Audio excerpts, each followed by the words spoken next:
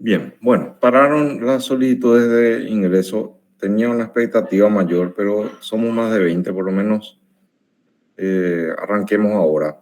Por favor, si le avisan a las compañeras, compañeros, que como estoy solo, no es que todo el tiempo les voy a poder dar ingreso, ¿verdad? Voy a dar la clase, no sé, cada 15 minutos más o menos voy a hacer una pausa para dar a ver si es que hay gente solicitando acceso. ¿Les parece?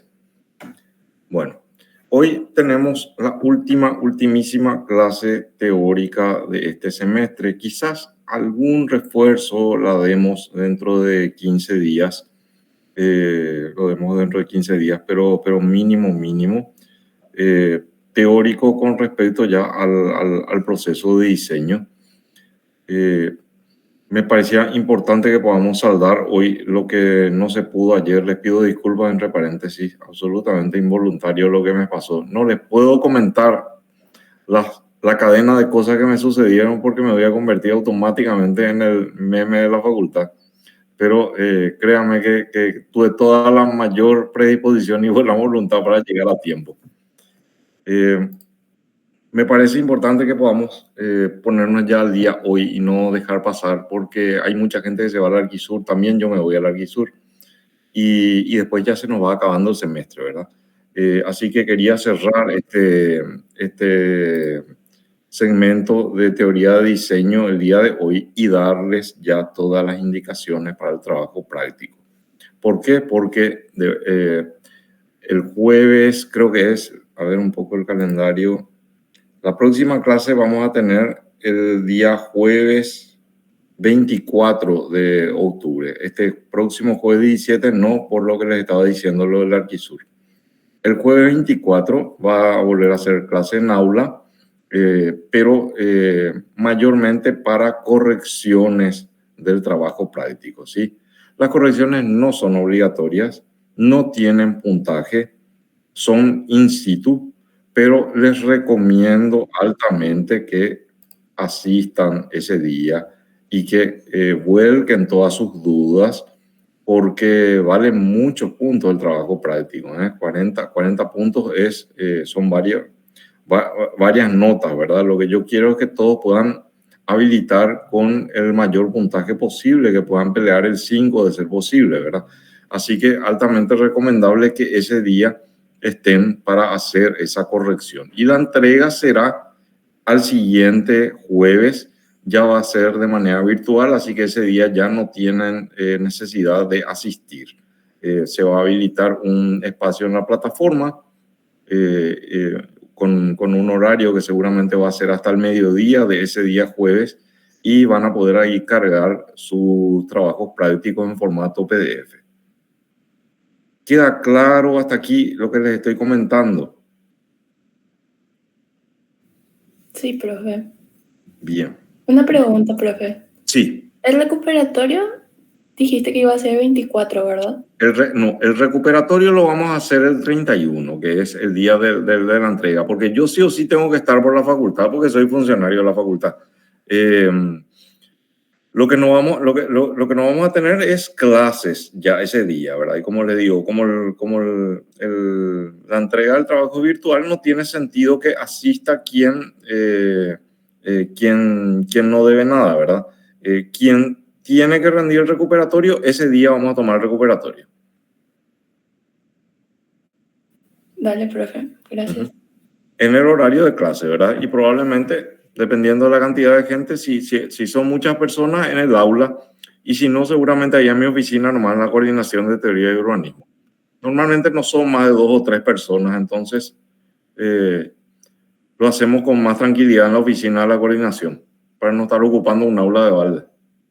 Pero bueno, eso ya lo vamos a definir ahí en su momento. Bueno, ok. Subió un chiqui la cantidad, 26 estamos conectados, así que creo que ya podemos dar inicio. Voy a apagar mi cámara para que esto sea un poco más ágil. Les pido por favor me confirmen cuando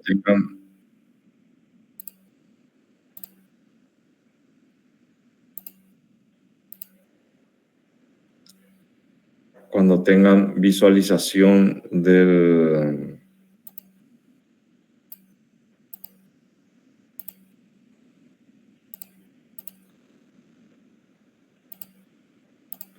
del PowerPoint.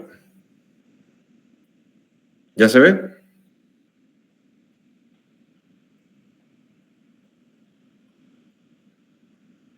Sí se ve, profe. Bien, ok. Aquí nos habíamos quedado en la clase pasada. Les dije yo que no tenía sentido continuar este segmento porque ya quedaban algo así como 2 o 3 minutos y esto es un poquito más largo, ¿verdad? Habíamos hablado principalmente de la importancia de poder trabajar los distintos segmentos del diseño de jardín de manera que tengan un carácter propio, una compacidad visual, ¿verdad? No elementos dispersos, y habíamos visto una serie de técnicas muy sencillas que se utilizan para poder tener esa lectura de conjunto. Y también habíamos hablado de cómo otra vez el conjunto va a tener determinadas características a la atención de nuestro cerebro en función a la cantidad de elementos que hay, ¿verdad? El cerebro trata de dividir todo en mitades, ¿verdad? De manera que si no son muchos elementos y son impares, el elemento que le quede más o menos en el centro, automáticamente el cerebro le asigna una función jerárquica, ¿verdad?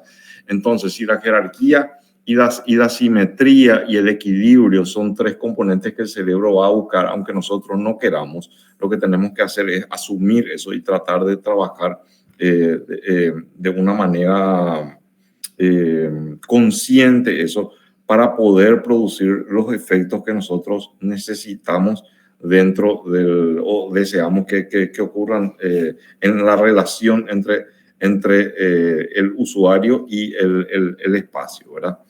Bueno, lo siguiente que tenemos que hablar tiene que ver con el diagrama de burbujas. Vamos a hablar mucho hoy del proceso de diseño para hacer siempre esa comparación entre el proceso de diseño de la arquitectura edilicia, que es lo que ustedes hacen en proyectos de primer semestre, y el proceso de diseño de la arquitectura de paisaje, ¿verdad? Que es muy similar en muchos aspectos y en algunos, como los que estamos viendo, lo que estuvimos viendo en la clase pasada, hay algunas variaciones mínimas, pero significativas, ¿verdad?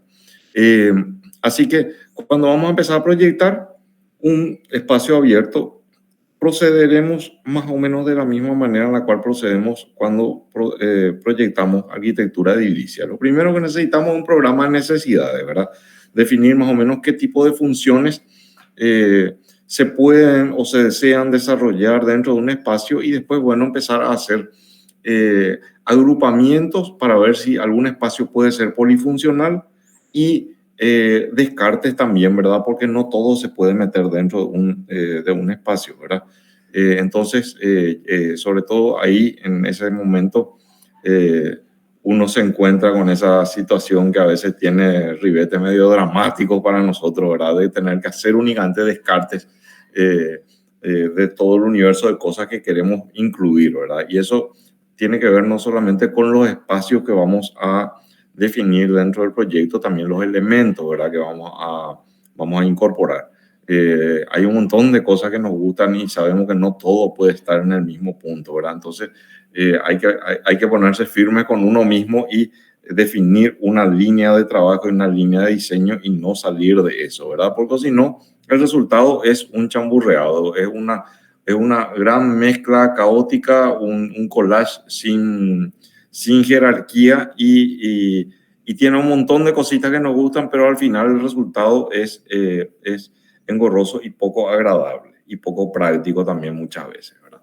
Bueno, vamos entonces a hablar del tema de la selección de espacios. Vamos a trabajar de la misma manera en la que trabajamos en proyectos. Hacemos burbujas donde definimos las funciones o los sectores o los sectores que queremos que tenga ese espacio, ¿verdad? Y luego trazamos pequeñas líneas de conexión que nos van a indicar el grado de dependencia y vinculación que hay entre una burbuja y otra, ¿verdad? Esas líneas, esas conexiones no se ven acá, pero un poco más tarde les voy a mostrar unos ejemplos de trabajos prácticos de semestres anteriores para que puedan ver un poco mejor. De todas maneras, sé que ya saben de qué les estoy hablando cuando les digo burbujas que tienen que estar conectadas, ¿verdad?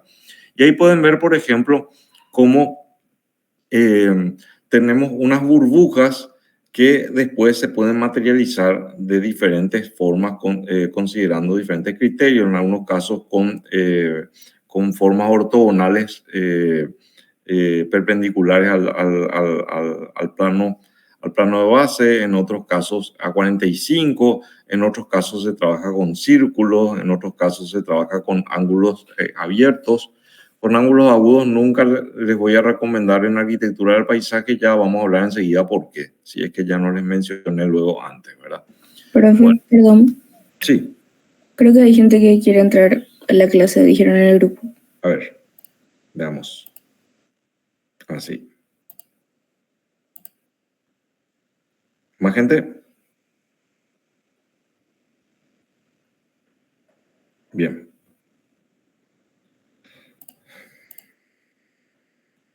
Opa.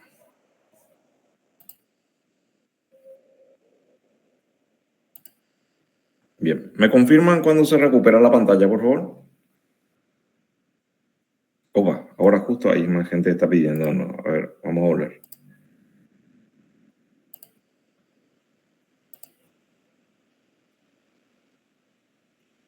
Bien. ¿Ya se ve? Me tienen que hablar porque ni siquiera tengo visualización del chat. Sí se ve. Ah, ok, genial. Bien. Bueno,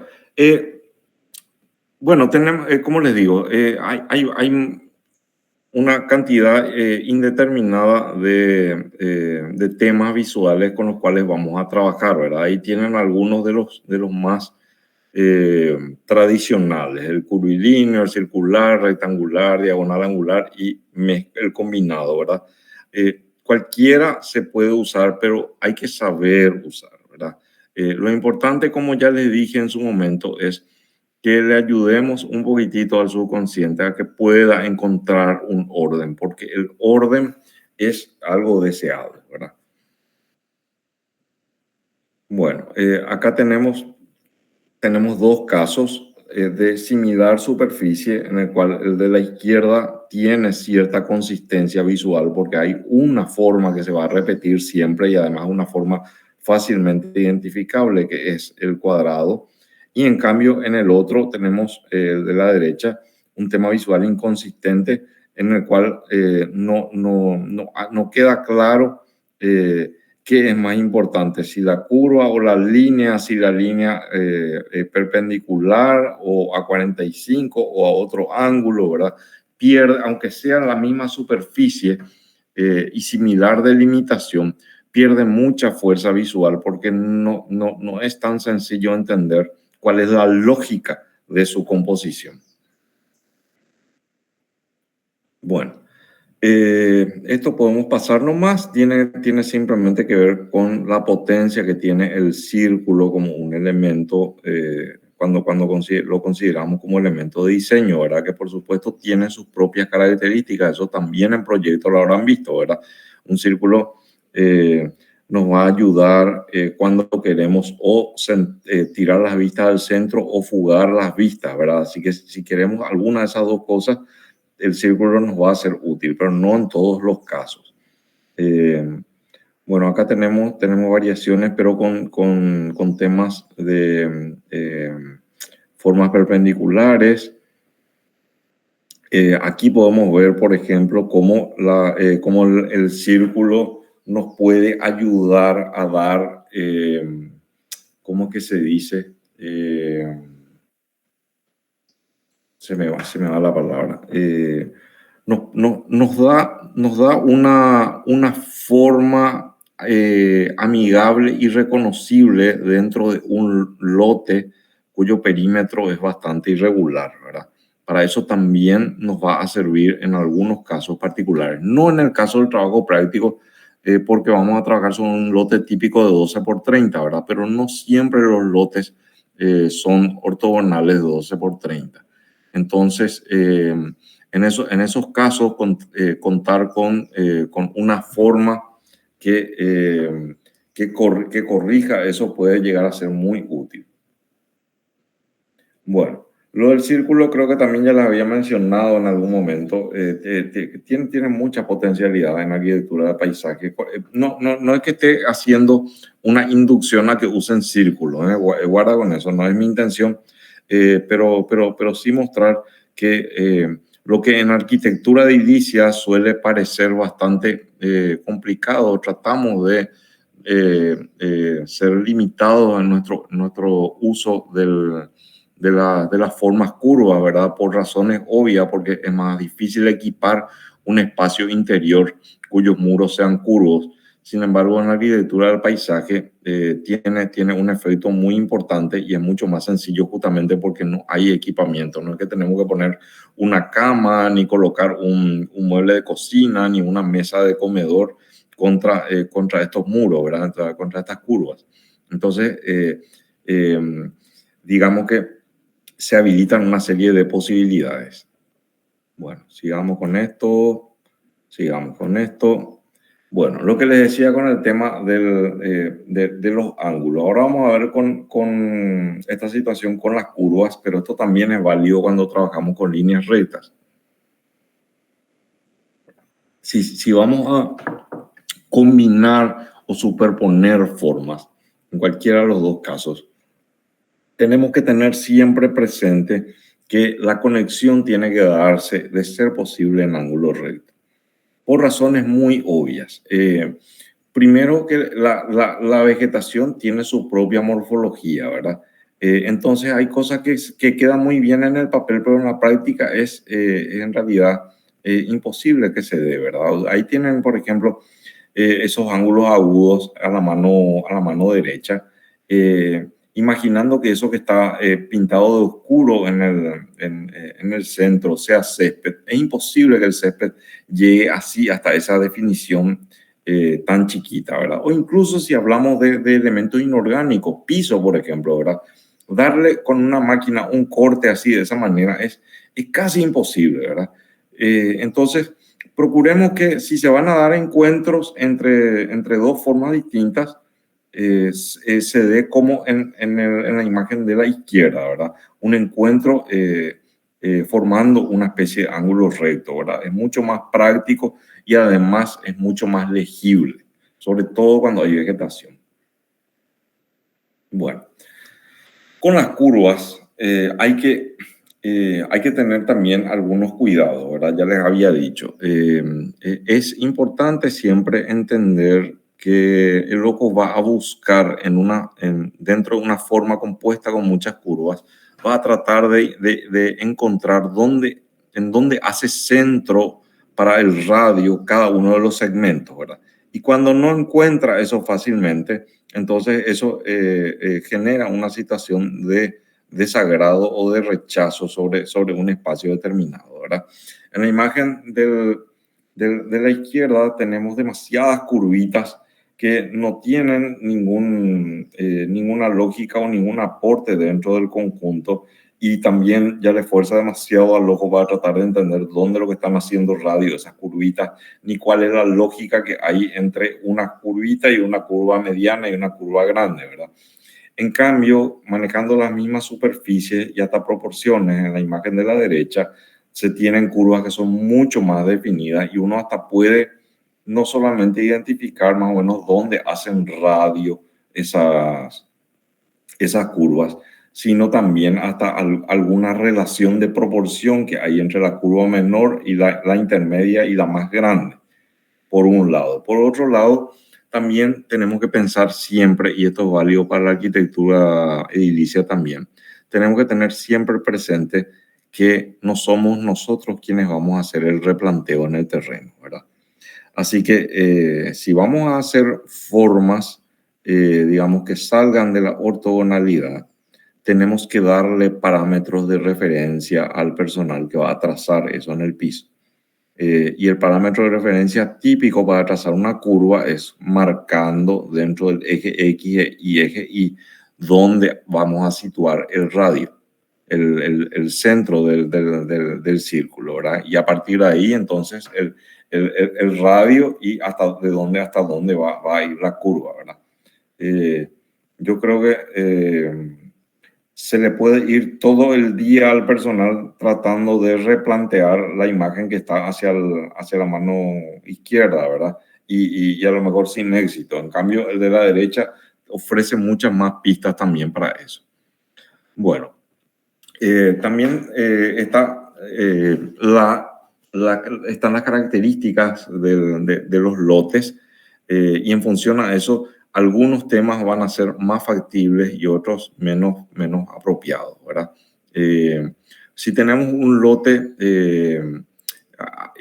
alargado como el que tienen ahí en la imagen, el curvilíneo no es que aporte demasiado, ¿verdad? En cambio sí, la imagen de abajo, donde se trabajan con formas que son ortogonales y paralelas a los bordes del lote, es como mucho más sencillo trabajar eso. Escucho que alguien solicita, vamos a meterle y después continuamos. Bien.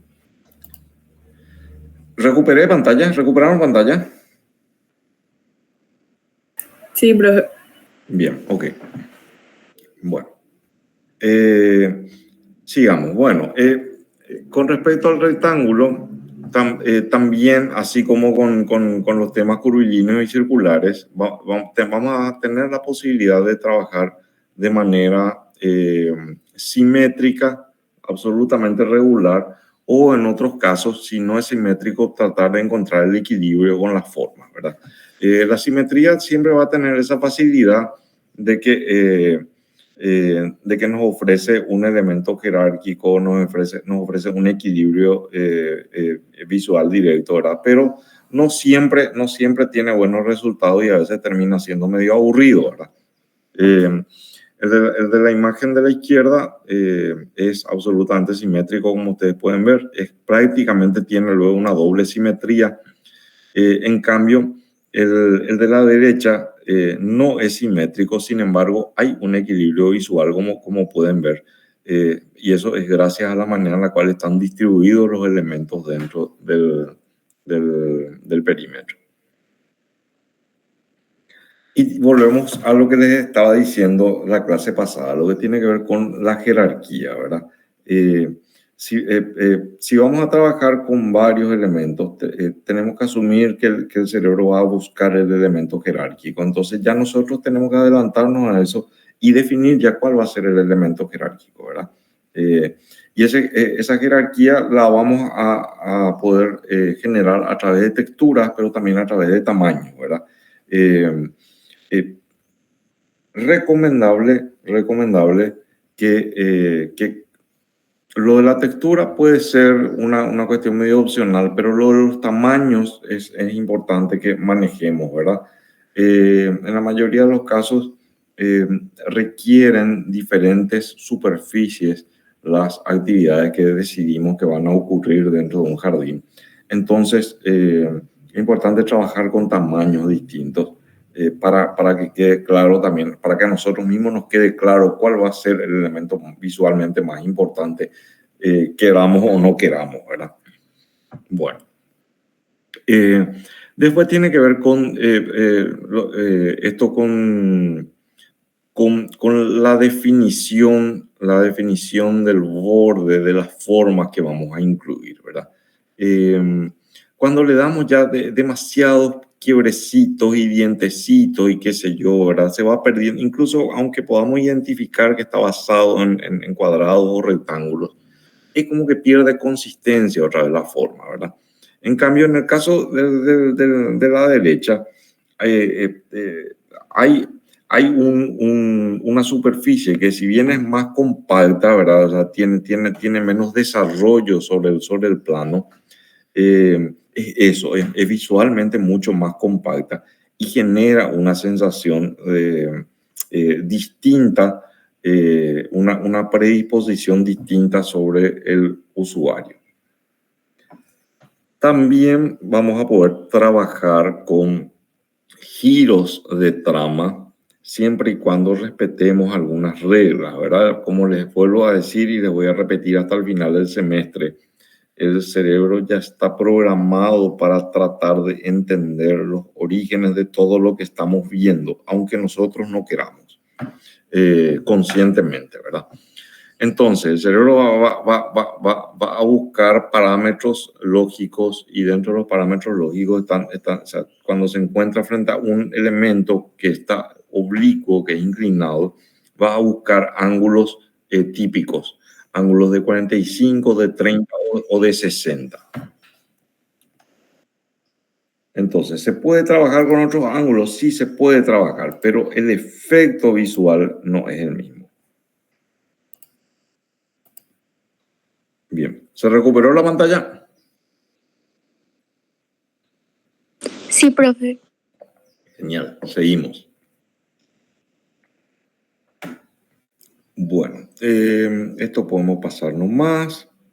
Bueno, lotes pequeños, lotes pequeños. En el caso del trabajo práctico es relativamente pequeño el lote y eventualmente puede ser útil esto que están viendo ustedes. No es obligatorio que lo practiquen, si les interesa, perfecto, si no, no pasa nada. Pero sí es importante entender que esto es muy Pitágoras, ¿verdad? La diagonal siempre va a ser más extensa que los catetos, ¿verdad? Entonces, cuando tenemos un lote que no tiene mucha profundidad, inclinar la trama unos 30 grados nos permite extender un poco más el eje longitudinal y le ganamos ahí algunos centímetros y parece que es un poco más grande de lo que realmente es el lote, ¿verdad? Como pueden ver ahí. Pero les vuelvo a decir, no se trata de darle una inclinación al azar, es trabajar con ángulos que ya están tabulados como 30, 45 o 60.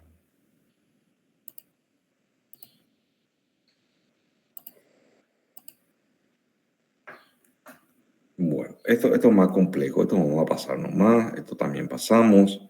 Esto sí es pertinente para el trabajo práctico porque es más o menos parecido a esto que tienen ahí en pantalla, lo que yo les voy a entregar para la práctica. Un lote de 12 por 30 que va a tener más o menos en el centro una vivienda unifamiliar y vamos a tener que hacerle un diseño frontal y un diseño de patio trasero también, ¿verdad? Se pueden trabajar temas distintos, podemos trabajar, acá tenemos un ejemplo, ¿verdad? De tema curvilíneo de un lado y tema rectangular del otro lado, aunque yo les voy a invitar siempre a que mantengan el mismo tema, ¿verdad?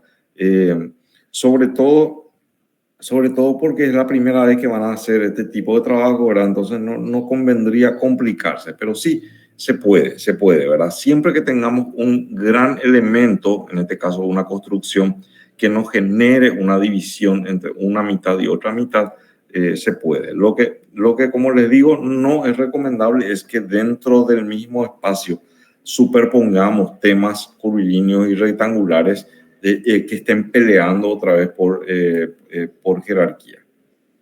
Bueno, esto podemos pasarnos más. Bueno, esto sí es importantísimo, porque con esto vamos a empezar realmente a diseñar una vez que tengamos nuestro programa de necesidades y nuestro diagrama de burbuja. Tenemos que darle una lógica geométrica a la propuesta. Y la lógica geométrica nos tiene que servir no solamente para pautar el diseño en sí, sino para poder establecer un diálogo y una vinculación con lo que está construido. La idea es que el jardín sea una extensión de la arquitectura y que haya una vinculación directa y que la vista pueda interpretar que no son dos cosas distintas. O sea, sí son distintas, pero digamos que están en el mismo universo, digamos, ¿verdad?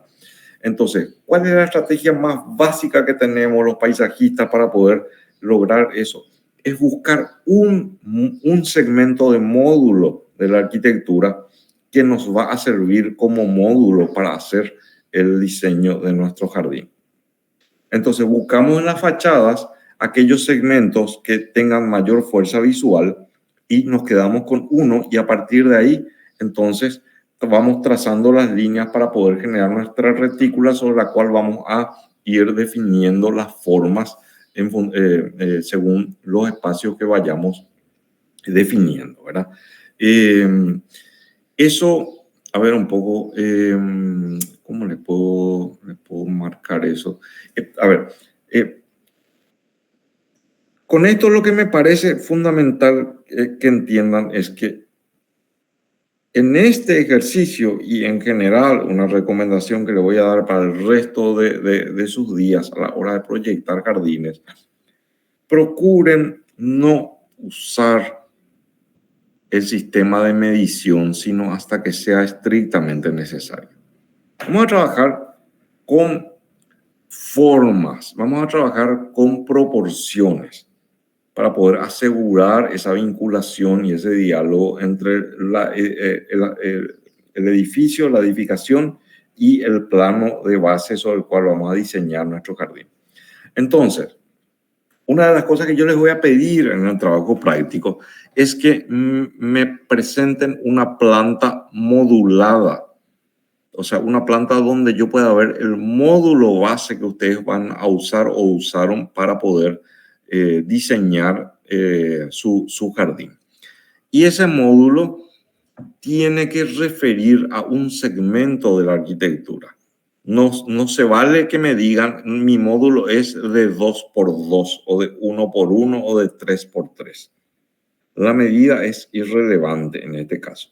O sea, yo lo que quiero que me digan es, mi módulo yo tomé de este segmento de la arquitectura que es resaltante porque es el Porsche, por ejemplo, o que es resaltante porque es la caja de escalera que tiene una forma particular, qué sé yo, una cosa así. Bien. Esto podemos seguir nomás, esto también. Ahí tenemos ya un caso bastante complejo en el que se trabaja en realidad con muchos módulos. Yo enseguida les voy a mostrar unos trabajos prácticos para que ustedes puedan ver de semestres anteriores, para que puedan ver cómo practicamos con el tema del módulo. Incluso son trabajos que están basados sobre el mismo proyecto base que les voy a dar para el trabajo práctico. Esto pasamos nomás. Pasamos.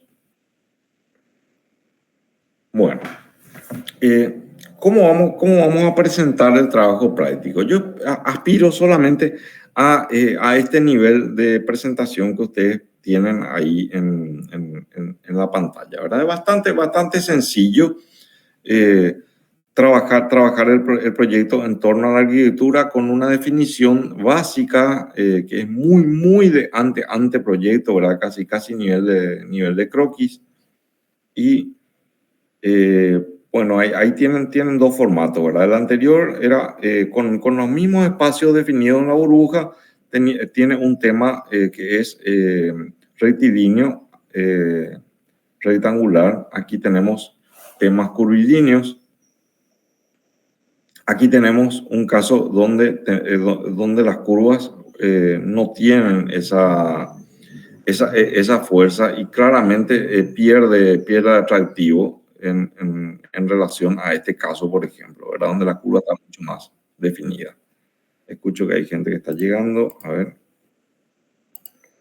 Bien. Bueno, este es el formato final con el cual vamos a completar nuestro dossier de trabajo práctico, que es ya el nivel de graficación de anteproyecto, donde le vamos a dar colorcitos y texturas, pero es hasta este nivel. Lo pueden hacer a mano, también lo pueden hacer sin problema con apoyo informático, ¿verdad? Cada uno conoce la herramienta con la cual se siente más cómodo, no hay ningún problema. Pero sí, obviamente, lo que tiene que ver con los primeros pasos y lo que vamos a corregir dentro de 15 días es mejor que lo hagamos todavía a mano, ¿verdad? Ya la graficación final, si quieren hacerlo con aporte, con soporte digital, bueno, ya es cosa de ustedes. Yo no les voy a no les voy a restringir en ese sentido. Pero sí quiero que vean el nivel de presentación, ¿verdad? No es ya solamente una cuestión de colores, también es una cuestión de textura y por supuesto con la vegetación ya es una cuestión también de tamaños. El mismo proyecto, pero con el tema curvilíneo. Y finalmente, esto que en realidad también tenía que tener los dos casos anteriores que vimos, ¿verdad? Esto ya es casi un proyecto ejecutivo, casi un proyecto ejecutivo. Ya tiene unas llamadas y donde se explica cada uno de los componentes, tanto los inorgánicos, ¿verdad? Se explica qué tipo de piso es, qué tipo de baldosa, como también los orgánicos. Ya hay una definición de qué tipo de especies van a incluirse dentro del proyecto, ¿ven? Bueno, ok. Hasta aquí queda claro. Antes de pasar a la otra diapositiva, quiero saber si alguien tiene alguna duda, alguna consulta. Vamos con muy buen tiempo, todavía tenemos un poco más de una hora.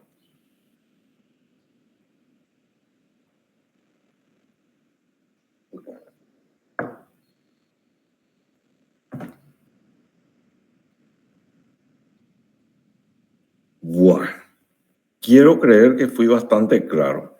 Me cuesta creer que fui bastante claro. ¿Estamos bien, pa? Sí, profe, súper bien. Bien, ok. Bien.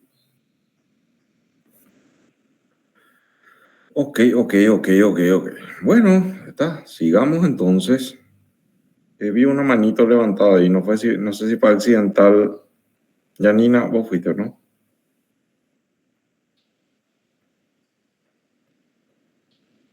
Bien. Ok. Voy a habilitar la segunda diapositiva. Un segundito, por favor.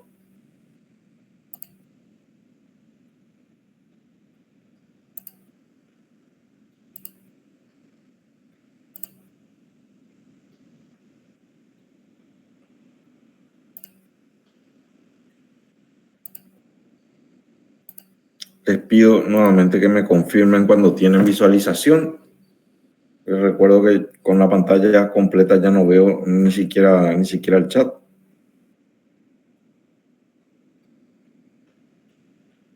¿Ya se ve? Sí, profe. Bien, ok. Bueno, de esto ya hablamos en su momento. Hoy lo vamos a hacer simplemente de una manera más ordenada. En realidad ya les mencioné varios de estos principios y varios de estos criterios que vamos a ver ahora. Cuando hablamos de principios, hablamos de cosas que no son negociables. Cuando hablamos de criterios, hablamos de cuestiones que son, digamos, más ideales, pero que eventualmente podemos debatirlo y uno puede tener algún tipo de objeción, ¿sí? Eh, Así que hacemos... Okay. Bueno, vamos a empezar a diseñar y lo primero que recordamos una vez más tiene que ver con que el proceso de diseño, genéricamente hablando, es válido para cualquier cosa, tanto arquitectura como vestimenta, como objeto, como instrumento, herramientas, y también arquitectura del paisaje, ¿sí? Entonces, ese proceso de diseño tiene, lógicamente, distintas etapas y sé que no les estoy contando nada nuevo. Simplemente esto es para mostrarles la cantidad de puntos de contacto que hay entre el diseño de la arquitectura edilicia y el diseño de la arquitectura del paisaje. A ver, ahora soy yo el que les pide disculpas. Un segundito, estoy recibiendo una llamada. Ya en 30 segundos estoy de vuelta con usted.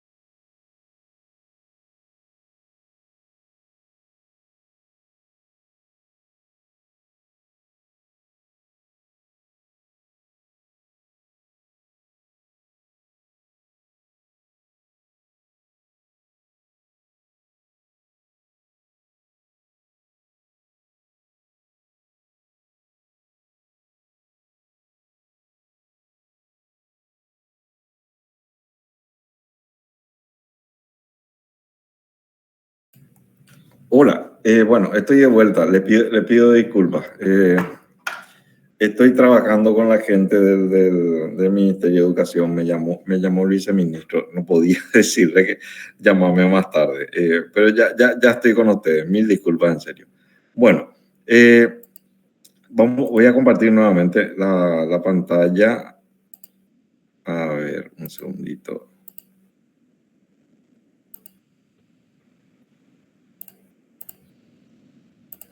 Bien, les decía,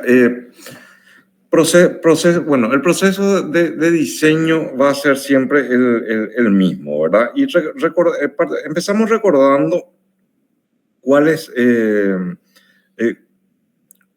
vamos a hacer un desglose etimológico de la frase proceso de diseño, ¿verdad? Para entender primero que proceso nos va a remitir siempre a una secuencia, ¿verdad? A una sucesión.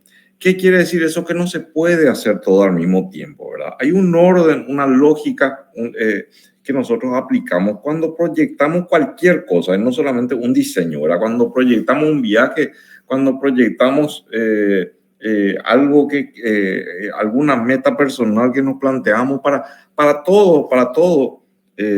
Siempre hacemos primero una cosa y eso nos habilita a hacer otra y eso otra, hasta que llegamos a la meta, ¿verdad?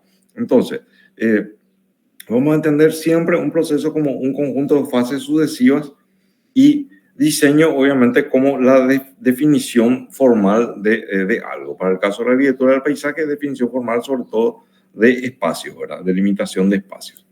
Y ustedes ya saben esto porque ya lo vieron seguramente con Ching y otros autores. Escucho que alguien pide para entrar. A ver, un segundo. No. Ok. Bueno, sigamos. Tienen ustedes todavía la pantalla de proceso de diseño, ¿no? Sí, profesor. Ya. Bueno. A ver, hay muchísimos, ahora sí escuché que alguien pide para entrar. Bueno, hay muchísimos autores que han trabajado y que van a seguir trabajando desde un punto de vista teórico lo que tiene que ver con el procedimiento de diseño. Y cada uno tiene su estrategia, su línea de trabajo, su lógica, y en algunos casos son propuestas muy personales, en otros casos son muy específicas, ya muy vinculadas a cuestiones tecnológicas, etcétera, etcétera. ¿Verdad? Pero en líneas generales siempre hay un esquema común que subyace dentro de todas las propuestas de proceso de diseño. Y esto que tienen en pantalla es más o menos lo que vamos a encontrar de común entre todos estos autores, ¿verdad? Todos más o menos van a decir que un proceso de diseño empieza primero por definir el programa de necesidades. Y después de un ida y vuelta con el comitente, se hace un segundo ajuste. Y una vez que tengamos ya bien definido eso, ahí es donde realmente agarramos el lápiz o agarramos el mouse y empezamos a hacer las primeras rayas, ¿verdad? Tenemos que buscar siempre, tendemos a buscar un elemento principal o una idea principal, que también le solemos llamar en arquitectura idea fuerza. Y luego buscamos esos elementos secundarios que nos van a servir para darle un refuerzo a esa idea central. Esto es muy lo que ustedes ya vieron conmigo también en teoría de la arquitectura cuando hablamos de discurso. Seguramente recordarán que hablamos de que había un tema central y habían elementos secundarios que se suponía tenían que ayudar a que se entienda mejor el discurso, y habíamos hablado de recursos retóricos que nos servían para eso, etcétera, etcétera, ¿verdad? Bueno, más o menos también de alguna manera se trata de eso, el proyectar, ¿verdad? Una vez que definimos esa idea principal, percibimos las ideas secundarias, las vamos agrupando, vamos generando unos croquis y luego el anteproyecto y el proyecto. Por supuesto, no es no son etapas que tienen la misma duración, ¿verdad? La elaboración del programa, la definición del programa es algo que nos puede tomar a veces un solo día, ¿verdad? Pero darle definición de proyecto nos puede tomar varias semanas, ¿verdad? Que haya una secuencia no quiere decir que todos tengan la misma duración, pero lo que no va a ser recomendable es saltarse ninguna de estas etapas, obviamente, ¿verdad? Ahora, ¿para qué nos sirve el proceso de diseño? Nos sirve para ordenarnos a nosotros mismos, ¿verdad? Para no entrar en crisis mientras estamos tratando de generar un producto. Entonces nos da una guía fundamental de trabajo que nos permite agarrarnos de algo para no tener esa famosa crisis típica de los diseñadores que le llamamos nosotros el pánico de la hoja en blanco, ¿verdad? El proceso de diseño nos da algunos elementos de que agarrarnos cuando estamos medio flotando en el vacío, ¿verdad? Y nos conduce por un camino que ya sabemos que va de lo general hasta lo particular, o sea, desde las ideas generales con las cuales vamos a encarar hasta finalmente ir definiendo cada uno de los detallecitos de diseño. Bueno, simplemente para que quede bien claro eso que les estoy diciendo de que hay decenas, centenas de autores que abordan la cuestión del proceso de diseño, cada uno por su cuenta e interés. Pero fíjense, por ejemplo, esto que tienen acá en pantalla es ya de otro autor. Y sin embargo, podemos intuir que hay más o menos la misma secuencia, ¿verdad? Tenemos 3 grandes segmentos en esta propuesta, que ya es otro autor, como les digo, que nos habla de un macro momento de programación, donde se habla otra vez del programa de necesidades. Después hay un macro momento de prefiguración que va desde el partido hasta el proyecto, y un último proyecto que ya es post-diseño, que es llevar ya a la ejecución o a la realidad el diseño, ¿verdad? Porque finalmente para eso proyectamos, ¿verdad? Si se queda en el papel, entonces algo falló. Bueno. Y ya me escucharon hablar varias veces la clase pasada y también hoy lo he mencionado, hablar de composición. ¿Qué vamos a entender por composición? Vamos a entender como un conjunto de reglas que así muy también parecido a lo que habíamos hablado en su momento en teoría de la arquitectura. Un conjunto, cuando hablamos de conjunto de reglas, hablamos inevitablemente de elementos que están codificados, ¿no? Entonces, esa codificación, a la cual nosotros solemos llamar respuesta arquitectónica cuando hablamos de arquitectura de edilicia, y utilicemos similares términos para hablar de arquitectura del paisaje, integran un repertorio que nosotros conocemos. Por supuesto, la cantidad de respuestas son infinitas. Hay muchas que nosotros ni siquiera intuimos y que a lo largo de nuestra vida no vamos a llegar ni a enterarnos, ¿verdad? Así que tenemos que captar todas las que podamos para formar nuestra caja personalizada de respuestas. Y en función a eso, entonces, ir utilizando cada una de ellas según lo que vayamos a necesitar en su momento, ¿verdad? Vamos a entender eso como soluciones que están establecidas y que están ya universalmente aceptadas, ¿verdad? O sea, están consolidadas y validadas por el uso previo de otras personas. ¿Qué es, como les digo, lo que nos ofrece todo este tema del proceso de diseño? Es lo que les estaba diciendo recién, ¿verdad? O sea, es evitar ese síndrome del pánico de la hoja en blanco, ¿verdad? El tener que preguntarnos, híjole, tengo que empezar ahora, ¿y qué es lo que puedo hacer? ¿Cómo es lo que puedo hacer? Así, no quiero fallar, quiero hacer algo brillante, ¿verdad? Entonces, para eso nos sirve, ¿verdad? O sea, se contrarresta la incertidumbre con una estructura que conocemos perfectamente bien, ¿verdad? y que asume que el objetivo no es inventar la rueda ni la pólvora, sino tomar los elementos que ya existen y generar combinaciones inéditas, eventualmente. Pero antes que lograr combinaciones inéditas, sobre todo resolver problemas arquitectónicos y espaciales. ¿Ok? Bueno. Ahora vamos a hablar un poquitito de los principios. Salvo que alguien tenga alguna consulta, estamos con buen tiempo todavía para eso. ¿Queda claro hasta acá?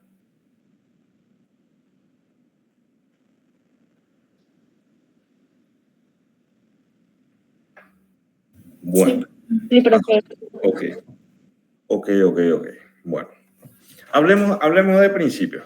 Esto también ya les mostré la clase pasada.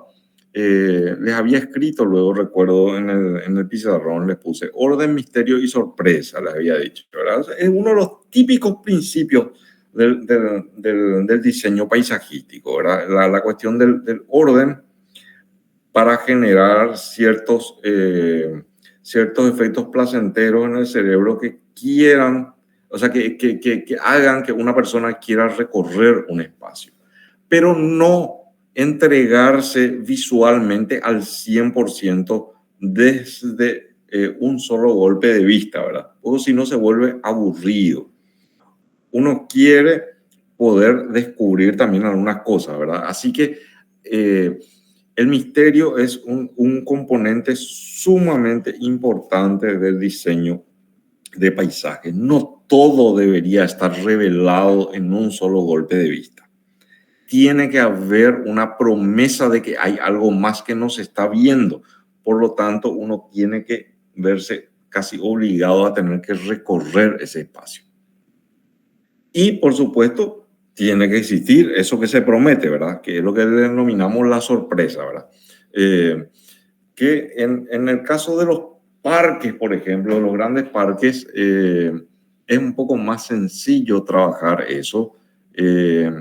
Y hay una respuesta arquitectónica que ya están tabuladas desde hace siglos, que reciben el nombre de folie, una palabra francesa, que remite a un elemento que tiene cierto valor escultórico o visual y la mayoría de las veces no tiene una función determinada más que generar justamente una sorpresa en un recorrido una vez que uno llega a un punto del sendero, ¿verdad? Eventualmente pueden cumplir también una función, ¿verdad? O sea, en grandes parques vamos a encontrarnos con una cantidad muy variada de elementos que cumplen esa función de folie o elementos de sorpresa, como por ejemplo, no sé, grandes esculturas o de pronto vamos a encontrarnos con pequeñas arquitecturas, pequeñas edificaciones que tienen un diseño vistoso y que cumplen funciones de kiosco, de venta de souvenirs o de centro de información, ¿verdad? O simplemente son glorietas para poder quedarse ahí un ratito, etcétera, etcétera, etcétera, ¿verdad? Otro de los principios que son también innegociables dentro del diseño de la arquitectura del paisaje tiene que ver con lo que también les mencioné ya la clase pasada, la manipulación del tiempo, la alteración del tiempo y del espacio. Y les vuelvo a decir lo que ya les dije la clase pasada. Nadie diseña un jardín para el apuro. ¿Okay? Si uno está apurado en su propia casa, no sale al patio cuando está apurado. Uno sale al patio cuando dispone de cierto tiempo, ¿verdad? Entonces la idea es justamente que potencie eso, el espacio abierto, ¿verdad? Que disuelva la velocidad típica con la cual nos administramos todos los días, ¿verdad? Por eso que hablamos de alteración de tiempo y de espacio. Y de espacio en el sentido de que tiene que, sobre todo para los jardines que son de viviendas urbanas, tiene que estar diseñado de un modo en el cual nos ayude a no recordar todo el tiempo que estamos viviendo en pequeñas jaulitas entre cuatro paredes altas, ¿verdad? Ya les había dicho eso, la idea de que el diseño vaya difuminando esos bordes, sobre todo con vegetación, y aprovechar algo que no se usa mucho en la arquitectura edilicia, pero sí en la arquitectura del paisaje, que es la vegetación del vecino, ¿verdad? Es lo que se denomina el paisaje prestado. Procurar que exista una extensión visual de la vegetación y una especie de conexión, diálogo, incluso si se quiere, de la vegetación de nuestro jardín con el jardín del vecino, ¿verdad? Y lo otro tiene que ver con los sentidos, ¿verdad? Entender que el paisaje para nosotros se capta esencialmente por los ojos, pero no solamente por los ojos, ¿verdad? Ya les había dicho también eso en la primera clase. Si vamos a asumir que el paisaje es solamente visual, entonces el paisaje es un concepto que no existe para los no videntes, y eso es, además de injusto, es mentira. Entonces, si un paisaje, si la idea de un paisaje diseñado es que genere agrado, los sentidos tienen que trabajar fuertemente sobre esa cuestión, ¿verdad? Entonces, visualmente tiene que ser agradable, pero también acústicamente tiene que ser agradable. También tiene que prometer sensaciones en la piel, puntos donde da el sol, puntos donde da la sombra, puntos donde se siente la frescura, donde se siente la humedad, etcétera, etcétera. Entonces, que opere con todos los sentidos posibles, hasta le diría con el sentido del gusto, ¿verdad? Considerando ciertas especies frutales, por ejemplo, que podemos incluir dentro de nuestro diseño, ¿verdad? Porque finalmente, cuando podamos, después de haber pasado por un espacio, evocar eso con la memoria, los elementos con los cuales recreamos eso en nuestra cabeza están fuertemente vinculados justamente a la experiencia con los sentidos. Es un clásico, y seguramente a todos ustedes le estará pasando recordar lo que era el jardín o el patio de la casa de la abuela donde jugaban hace 18 o 20 años atrás, ¿verdad? Y probablemente lo que le llega a la memoria es a qué olía ese patio, a qué olían esas plantas, o la sensación de humedad, ¿verdad? Son cuestiones que van mucho más allá de lo visual. Si es así, dentro de un rato vamos a conversar y me van a contar un poquitito. Bueno, entonces, volviendo a la cuestión del orden, el orden es algo que se ve incluso por detrás del aparente caos que nos va a, que nos ofrece, o mejor dicho, que nos presenta la delimitación orgánica de la vegetación, ¿verdad? Bueno, ¿cómo vamos a lograr ese orden? Ese orden vamos a lograr con diferentes truquitos que ya lo conocemos también a partir del diseño arquitectónico. Ya lo conocen ustedes desde primer semestre en las cátedras de proyectos, y como les digo, seguramente esto también asimismo luego probablemente estaba en Chin y Dondi y otros libros que se suelen ver en CPA y en primer semestre, ¿verdad? El orden lo podemos conseguir, por ejemplo, con la técnica de la alineación de elementos, con los agrupamientos, de eso ya venimos hablando desde la clase pasada, con el recurso de las formas reconocibles, con la proyectación de diseños basados en una estructura invisible, pero que está de alguna manera presente, a la cual en este caso en particular y para este ejercicio que vamos a desarrollar, a esa estructura le vamos a llamar modulación. Con la jerarquía también, ya les comenté eso la clase pasada, ¿verdad? Cuando tenemos elementos impares, el elemento central va a adquirir automáticamente un valor jerárquico y depende de nosotros potenciar o competir eso, ¿verdad? La simetría también, sobre todo cuando tenemos grupos de elementos en par. El equilibrio cuando el caso no es de simetría, entonces, ok, bueno, si no se puede dar una simetría, entonces busquemos un equilibrio visual. Y también lo que tiene que ver con repetición y ritmo para poder generar ese orden, ¿verdad? Sobre todo ritmo, cuando se trata de o sea, el ritmo es un formato de repetición. Hablamos de eso en su momento en teoría cuando abordamos esas figuras retóricas, que tiene una variedad de elementos, pero la variedad, o sea, los elementos no están presentados de manera aleatoria, sino que hay una lógica, ¿verdad? Para que se vea grande, mediano, chico, grande, mediano, chico, grande, mediano, chico, por ejemplo, ¿verdad? Bueno. Tenemos diferentes maneras de alinear o de agrupar, ¿verdad? Ahí tenemos unos esquemas muy sencillos de qué hablamos cuando hablamos de agrupamiento y de qué hablamos cuando hablamos de macizo, ¿verdad?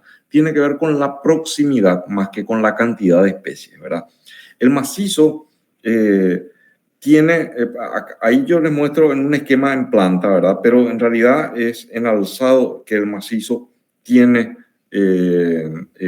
potencia visual, porque lo que hace es impide que se vea detrás. En cambio, en un agrupamiento todavía podemos ver qué hay detrás, ¿verdad? Pero el macizo tiene una solidez visual que nos impide ver lo que hay atrás y nos lleva toda la atención hacia sí. Por lo tanto, es una gran responsabilidad diseñar un macizo. Por supuesto, hay técnicas para diseñar un macizo. También creo que tenemos alguna diapositiva para ver eso dentro de un ratito, ¿verdad? También tenemos el caso de las alineaciones y algunos truquitos para generar una mayor densidad visual es alternar las alineaciones, ¿verdad?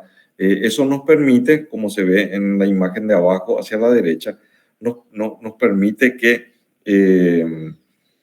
los árboles puedan crecer sin competirse el espacio entre ellos, porque esa misma cantidad, si la poníamos sobre un mismo eje, probablemente algunos no iban a crecer tan bien y no se iba a lograr el mismo efecto. Pero si tenemos una doble línea desfasada, lo que vamos a tener como resultado es que las especies crezcan bien, porque todas van a recibir la misma cantidad de luz y además me van a generar una pantalla completa que me va también a truncar la visual de lo que hay detrás, si eso es lo que yo estoy deseando, ¿verdad? Bueno, hasta aquí, ¿queda claro?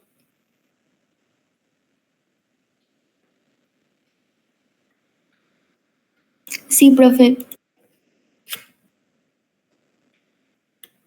Bueno, ok. Vamos a volver un poquitito sobre lo que les estaba diciendo, la cuestión de la forma, ¿verdad? La cuestión de la forma no es algo que tenga que ser literal, ¿verdad? Porque si fuese así, de hecho que con la vegetación es muy difícil, ¿verdad? O sea, con los bordes que son tan orgánicos,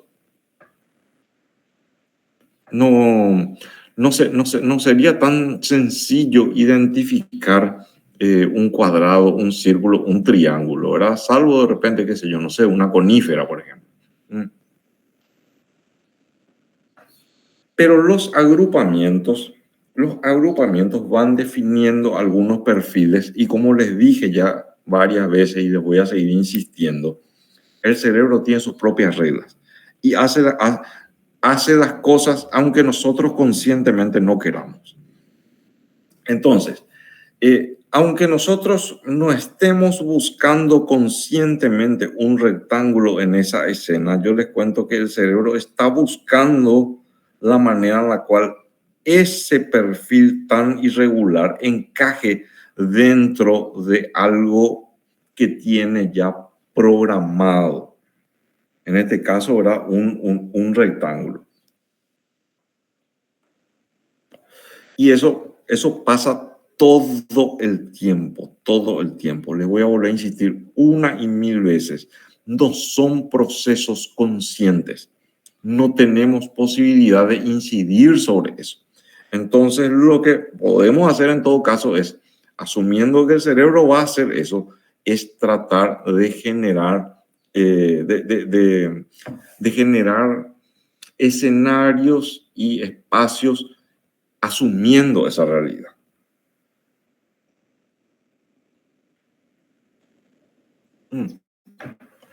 Bueno, esto es un ejemplo que medio se me coló nomás, la verdad que, pero bueno, sirve un poco para ver cómo se trabaja el tema de la geometría. Y en este caso, opa, ahí veo que alguien está solicitando acceso. Un ratito, vamos a meter más gente.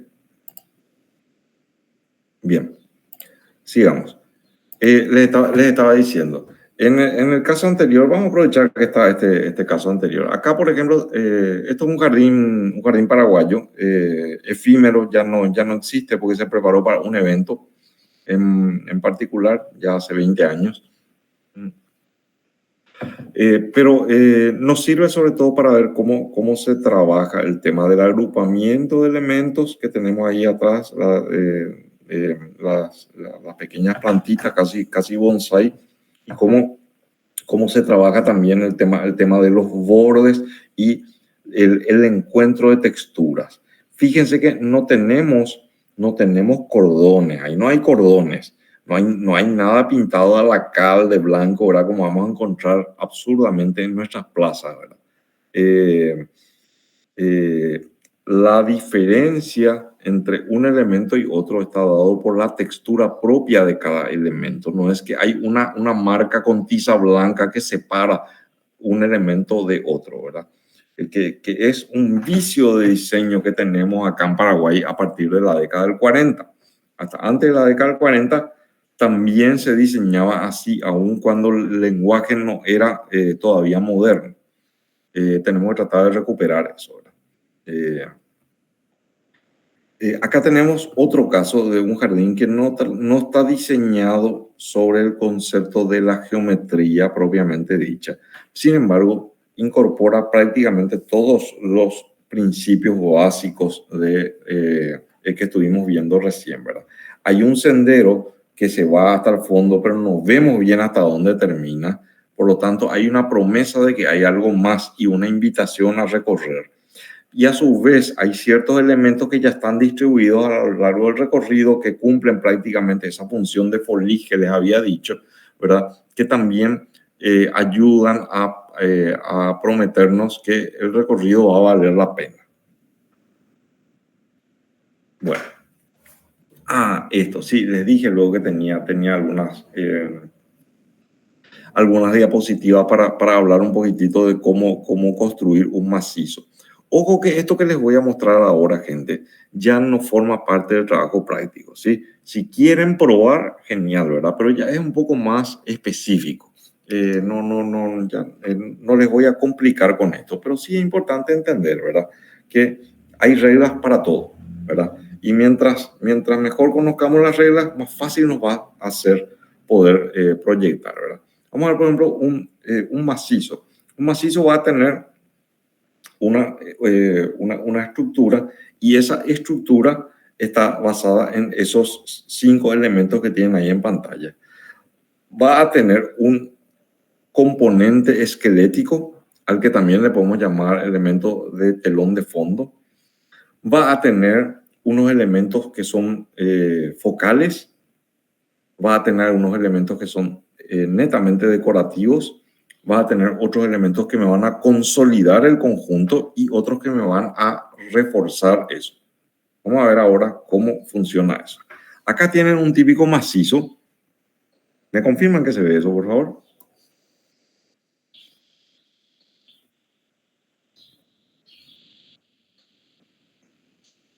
¿Se ve la foto de un jardín? Sí, se ve. Bien, ok. Este es un típico macizo que parecería ser al azar, sin embargo está súper bien trabajado en función a estos 5 elementos componentes que les estoy diciendo. el telón, el elemento focal, los elementos decorativos, los elementos de consolidación y los elementos de refuerzo. Vamos a ver de nuevo y vamos a hacer una disección. Ven que no hay manera de que la visual pueda atravesar ese bloque para ver desde abajo lo que hay detrás, ¿verdad? O sea, un macizo visual que no nos permite tirar la vista hacia el fondo. Arriba sí, arriba después del límite del macizo se ve que hay árboles detrás, ¿verdad? Pero si tiramos la vista al centro, vemos que la vista no pasa al otro lado. Esa es la característica del macizo. Vamos a ver esos 5 elementos. Ahí tenemos los 5 elementos. Vamos a hacer una revisión uno por uno. Primero, el del óvalo que está en la parte superior de la imagen, donde vamos a tener la planta, la especie vegetal a la que vamos a llamar de esqueleto o de telón de fondo, ¿verdad?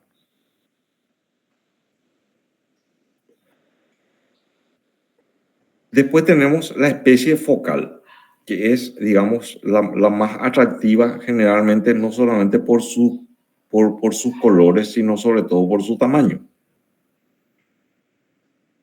Después vamos a tener las que van a ayudar a que el ojo se vaya hasta la focal, ¿verdad? Que son decorativas, que también son llamativas, pero no son tan llamativas como la focal. Entonces, como una especie de transición de abajo hacia arriba, van a aparecer esas especies. Y vamos a tener después las que nos van a consolidar el bloque, pero desde la parte de abajo, ¿verdad? Una serie de especies con diferentes características, pueden ser también todas una misma especie, ¿verdad? Pero que nos tienen que ayudar a leer el macizo como si fuese tal, ¿verdad? No como una serie de especies que están plantadas de manera separada, sino que están formando un grupo compacto. Y después van a estar las especies de refuerzo, que son las especies de estación, ¿verdad? El famoso, o sea, la mayoría de las especies, cuando nos vamos a un vivero, vamos a encontrar que las primeras especies que se ofrecen son todas prácticamente herbáceas de flores muy vistosas, ¿verdad? Con colores muy llamativos, así amarillo muy intenso o rojo muy intenso, y que además tienen un costo bastante accesible, ¿verdad? Se suele venderlo por docena, ¿verdad? Y quizás a más de una de ustedes les habrá pasado que fueron, les pareció muy lindo y pidieron, quiero llevar una de esas, y cuando se separa del grupo pierde mucha fuerza visual, ¿verdad? Y nos cuesta entender por qué no se ve tan lindo como se veía ahí en el vivero, ¿verdad? Porque en el vivero formaba un conjunto, entonces perdían su individualidad y por la proximidad con las demás ganaba intensidad el color, ¿verdad? Normalmente son especies de estación, así que hay que renovarlas cada tanto, ¿verdad? Cada 3 meses, cada 6 meses, ¿verdad? Es famoso el botón de oro, de típica especie de refuerzo que se usa, ¿verdad? Que se compra cada tanto para que el jardín siempre esté vistoso. Y lo otro tiene que ver, esto sí vamos a trabajarlo en el trabajo práctico, pero esto les voy a profundizar en la próxima clase, el día de la corrección, en que vamos a trabajar lo básico. Todavía no vamos a entrar con el manejo de color.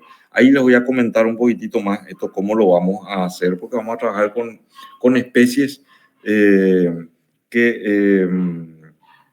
especies nativas que nos ayuden a manejar una paleta de color, ¿verdad? La paleta de color es importantísima en arquitectura de paisaje, porque si no, pierde también coherencia y cohesión visual lo que vayamos a proyectar, ¿verdad? Y la paleta de color se puede administrar de diferentes maneras, ¿verdad? Podemos trabajar sobre colores fríos o sobre colores cálidos, y también podemos trabajar sobre opuestos, ¿verdad? Pero tenemos que definir eso, ¿verdad? O vamos a trabajar con una paleta fría, con una paleta cálida o con una paleta opuesta. La paleta opuesta siempre es un poco más difícil, pero tiene resultados que son sumamente interesantes por el contraste máximo que hay de repente entre un tono y otro, ¿verdad? Ahí tienen una línea continua que me está definiendo cuáles son dentro del círculo cromático los tonos fríos y los tonos cálidos. Yo sé que no les estoy mostrando nada nuevo, no crean que pienso que esto es novedad para ustedes. Sé que ya lo han visto incluso hasta en el colegio en artes plásticas seguramente, ¿verdad? Simplemente, como les digo, todas estas últimas clases son más que nada de refresco, ¿verdad? Para que podamos recordar algunas cosas que ustedes ya vieron en otros ámbitos. Y la línea de puntos nos está mostrando qué colores dentro del círculo cromático son estrictamente opuestos, ¿verdad? Entonces, para saber que si vamos a trabajar con colores opuestos, tenemos que saber cuál es el opuesto de cuál dentro de ese círculo. Bueno, y finalmente lo que tiene que ver con criterios. Les había dicho yo que los principios son innegociables, los criterios son opinables, ¿verdad? ¿Qué, por ejemplo, vamos a encontrar dentro del listado de criterios? Ahí yo les puse 4 cosas, pero en realidad es una lista que puede llegar a ser interminable, ¿verdad? Porque finalmente cada uno define sus propios criterios, cada uno, en función a su propia experiencia. La experiencia que tienen ustedes acumulada hasta hoy en día por haber ocupado y desarrollado actividades dentro de espacios abiertos, y la experiencia que van a ir acumulando en adelante, además como profesionales, como diseñadores de estos espacios, ¿verdad? Uno de esos criterios tiene que ver con las relaciones funcionales, ¿verdad? Hay gente que prefiere, por ejemplo, colocar el quincho en el fondo del patio. Y eso tiene algunas explicaciones que nos remiten al origen del quincho cuando aparece como un elemento dentro de los patios urbanos allá por la década del 60 más o menos del siglo pasado, ¿verdad? Y hay gente que prefiere tenerla adosada a la edificación principal, adosada a la vivienda, ¿verdad? En lo personal, yo voy a optar siempre por esta segunda posibilidad, ¿verdad? Por una cuestión justamente de proximidad a la cocina, de proximidad a otros espacios, ¿verdad? Que pueda hacer que tengamos una especie de continuum desde el comedor cerrado hasta el comedor semiabierto, ¿verdad? Pero es un criterio. Es un criterio. Cada quien defiende el criterio con sus propios argumentos. Otro criterio tiene que ver con lo íntimo y lo panóptico. ¿A qué se refiere eso? Lo íntimo con los espacios que estén relativamente aislados o totalmente aislados visualmente hablando del resto del jardín o desde ciertos espacios de la vivienda, ¿verdad? Y lo panóptico tiene que ver con esa posibilidad de tener una visual completa. Ya les había dicho también, un jardín que puede ser captado en un solo golpe de vista es aburrido, aburre rápido, ¿verdad? En cambio, un jardín que nos pueda ocultar algunos elementos y que nos invite a un recorrido, tiene otro atractivo, ¿verdad? Por supuesto, hay que saber definir qué vamos a poner en esos espacios que son más íntimos y ocultos a la vista y que van a estar más a la vista. Y ahí vamos otra vez a un ejemplo que creo que ya les mencioné, por ejemplo, que tiene que ver con el caso de las piscinas, por ejemplo. Con las piscinas hay que preguntarse bien quiénes eventualmente van a estar utilizando el patio donde va a estar esa piscina. Porque si existe la posibilidad de que hayan menores muy chiquitos, Es peligroso poner una piscina fuera de la visual de las demás personas, ¿verdad? No hace mucho, hace unos meses, en julio, tuvimos ya otra vez una noticia que habrán visto porque se viralizó bastante de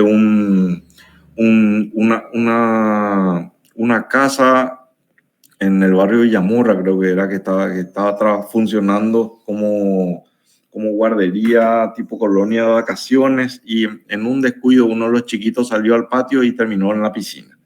Eso porque la piscina probablemente no estaba a la vista, ¿verdad? Ese tipo de accidentes desagradables que terminan en tragedia se resuelven en cuestión de fracciones de segundo, ocurren en fracciones de segundo. Y en fracciones de segundo va a cambiar toda la vida de varias familias. Entonces yo siempre les voy a invitar a que procuren en lo posible que las piscinas, si las van a incluir dentro de los patios, estén a la vista, se pueda controlar visualmente. Por supuesto, eso entra como un criterio, no como un principio, ¿verdad? Hay quien quiere que la piscina esté bien en el fondo, escondido de todo, ¿verdad? Porque es su espacio de desconexión no solamente del universo, de su propia familia, ¿verdad? Y bueno, ok, está bien, ¿verdad? Pero tengamos siempre en cuenta quiénes van a eventualmente a usufructuar esos espacios que estamos planteando, ¿verdad? Que no sean peligrosos. Lo otro tiene que ver con el mantenimiento. También es una cuestión muy debatible y cada quien con su criterio, ¿verdad? Hay ciertas especies que demandan un mantenimiento permanente. Mantenimiento en cuanto a que se les tiene que regar 2 veces al día, que se les tiene que hacer una pequeña poda de mantenimiento por lo menos una vez al mes. Todo eso demanda tiempo y demanda dinero y demanda energía, ¿verdad? Para algunas personas es su momento de relax, mantener el jardín. Otras personas no tienen tiempo y al final les resulta estresante tener que tener un jardín porque les absorbe mucho tiempo que no están teniendo, ¿verdad? Entonces hay que tener bien definido también cuál es la capacidad y voluntad que van a tener los comitentes para generar el mantenimiento. En función a eso se eligen las especies y también en función a eso se eligen las texturas y los materiales de piso. Y lo otro tiene que ver con los linderos y con las medianeras, ¿verdad? En algunos casos podemos utilizar algunas porciones de los muros linderos como un elemento visual. En otros casos vamos a intentar que no se vea eso, lo que les estaba diciendo, ¿verdad? El efecto o la intención de tratar de esconder un poco la realidad de que somos ratoncitos en ratoneritas urbanas, ¿verdad? Y que no se vean un poco las paredes de nuestra jaulita. Bien. Esa era la última diapositiva que tenía para mostrarles. Ahora les voy a compartir el archivo que tiene que ver con las indicaciones del trabajo práctico. Mientras busco eso, les consulto si hay alguna duda al respecto de lo que estamos viendo hasta aquí.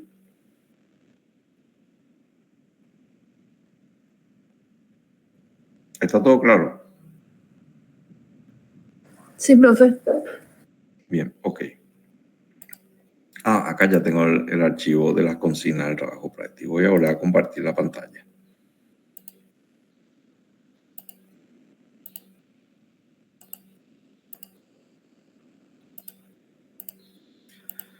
Bien. Voy a agrandar un poquito. Ok. Ya se ve el archivo, ¿no? Sí, profe, se ve. Genial. Ok, bueno. Verán que el trabajo es súper concreto, tiene pocas páginas. La consigna es aplicar los conceptos básicos de diseño y composición de arquitectura del paisaje a un caso determinado que es un jardín de vivienda unifamiliar. Va a ser de modalidad individual. Les voy a dar yo un proyecto que es el mismo proyecto que ya vengo usando desde hace algunos semestres, ¿verdad? Para no complicarnos porque tenemos muy poco tiempo este semestre. Y el formato de presentación, el día de la entrega, que les recuerdo es el 31 de octubre, es digital, se alza a la plataforma en un único archivo PDF, ¿sí? El tamaño de la hoja es A4. La fuente para todos los textos que van a incluir va a ser tamaño 14 para títulos principales, 12 para subtítulos y 11 para texto. Está liberado de este tamaño, incluso de esta fuente, lo que tiene que ver con las llamaditas de las plantas arquitectónicas, las plantas de anteproyecto que vamos a incluir. Bueno, el contenido. Acá tenemos los 8 temas. Y como son 8 temas, el trabajo práctico entonces tiene 8 páginas, ¿ok? Verán que no hay carátula. Les pido luego, por favor, no vayan a poner carátula, porque hace perder el tiempo, hace que el archivo sea más pesado, ¿verdad? Lo único que sí les voy a pedir es, eso está aclarado también en esta hoja, que pongan sus nombres, por favor. Porque muchas veces uno alza el archivo con sus nombres, pero por alguna extraña razón, no soy informático, así que no sabría explicar el por qué.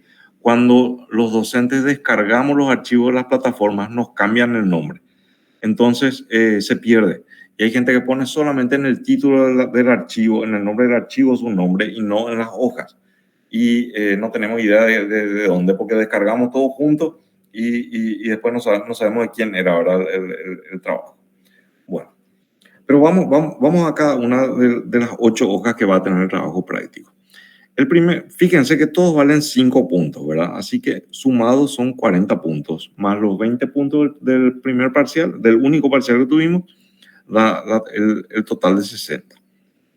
El tema 1 va a tener simplemente el diagrama de burbujas. Es solamente eso, que es como les había dicho, el programa de necesidades definido sobre los límites del terreno, ubicados donde tienen que estar ubicados más o menos con el tamaño que va a ocupar en superficie y las líneas de vinculación. Enseguida les voy a mostrar ejemplos de trabajo práctico. El segundo tema es simplemente la modulación, o sea, la plantita que yo les voy a dar y sobre ella el módulo que va a estar basado en un segmento de la arquitectura que ustedes van a tomar para poder generar ese módulo, así como les había comentado. Dicho en otros términos, si se fijan bien, tema 1 y tema 2 de entrada lo ya es un regalo, ¿verdad? Pues imposible es equivocarse en estos 2 temas. Imposible. Así que de entrada lo ya tienen 10 puntos ganados, ¿sí? El tema 3 va a ser un esquema abstracto del jardín. No va a tener detalles, no tiene textura, la vegetación no tiene una delimitación todavía. Es lo más abstracto de lo abstracto, ¿verdad? Formas puras. Y ni siquiera, como les digo, vamos a detallar las texturas. Lo máximo que vamos a hacer es utilizar 3 colores y darle, en todo caso, hasta 3 tonos a cada color, ¿verdad?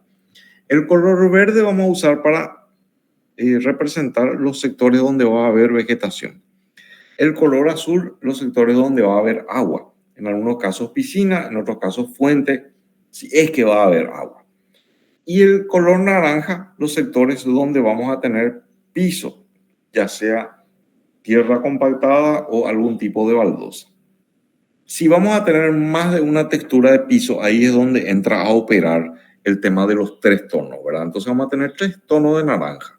La misma cosa para el azul, ¿verdad? Si vamos a tener fuente y piscina, a uno le vamos a dar un azul más claro y a otro le vamos a dar un azul más oscuro. Y si vamos a tener sectores de vegetación de baja escala, sectores de media escala y sectores de gran escala, también la misma cosa. Un tono verde claro, verde más oscuro y verde más oscuro. ¿Ok? Bueno. La siguiente lámina es de llenos y vacíos y viceversa, ¿verdad? La idea es que entren ambas en una sola hoja, o sea, puede ser más chiquitita, ¿verdad? Sin ningún problema. Eso es cuestión de que ustedes tomen una foto o escaneen y luego lo editen para que ambas entren en la misma página, ¿verdad? Si quieren, eso pueden hacerlo en 2 hojas, no hay problema. Pero lo que me interesa no es tanto el nivel de detalle, sino el que podamos verificar. ¿Para qué nos sirve el lleno y vacío? Nos sirve para verificar que el diseño esté equilibrado.